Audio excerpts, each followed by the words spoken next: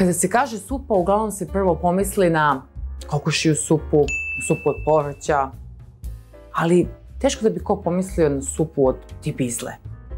Mi ćemo danas praviti jednu takvu. Za naš detalj koji ćemo danas raditi pripremit ćemo supu od ribizle i u nju ćemo dodati malo aronije. U zadnje vrijeme aronija je tako postala moderna. Došla je iz Rusije i totalno preuzela vodeće mesto u našoj trpezi. Kada se priča o bobicama, prva stvar koju pomislite je aronija. Kao da nismo mogli nikada da živimo bez nje. Istina je da je ona postojala i na ovim prostorima i dosta ranije, samo što je njena proizvodnja u zadnjih godina, uopšte njen uzgoj totalno bio prestao. S druge strane, ribizla i ogrst su oduvek rasli na našim planinama. Sam ja sa Golije i donela ribizle, ogrst, borovnicu. Do snimanja ove emisije mi smo ih već i pojeli, pa smo morali da kupimo nove ribizle koje nisu baš bile sa Golije. Uz ovu našu supu poslužit ćemo i kompresovano voće. Šta to znači?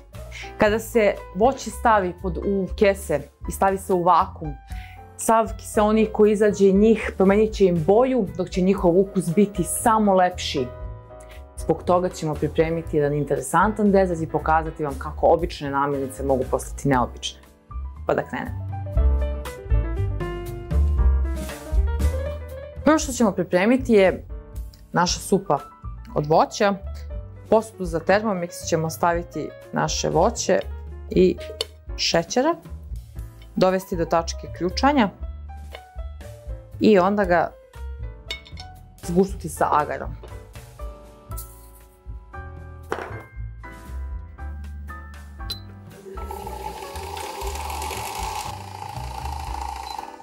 Kada smo dostigli temperaturu koja nam je potrebna, dodat ćemo naš rastvoreni agar i vratiti samo da se rastvori i razliti u modlu. Skinut ćemo sa Thermomixa i procediti kako bi odstranili ostatke pulpe.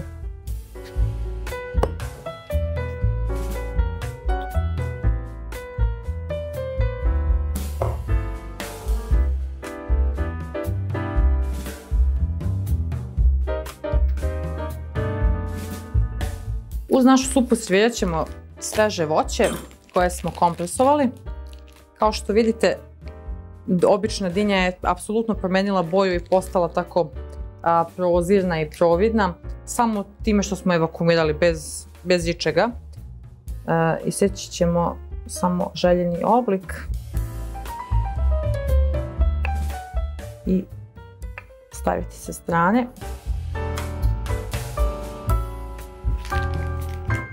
Isto tako i lubenicu.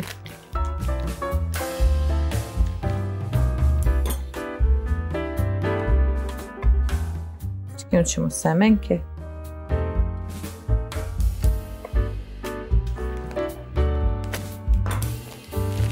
Isto ćemo raditi sa ljeskvama.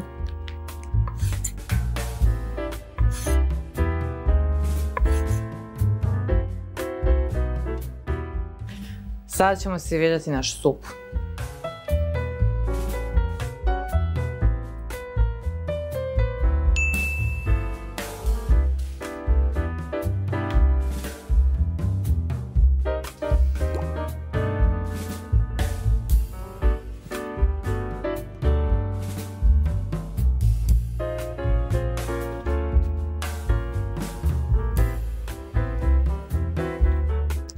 Vaša supa je poslužena. Uživajte!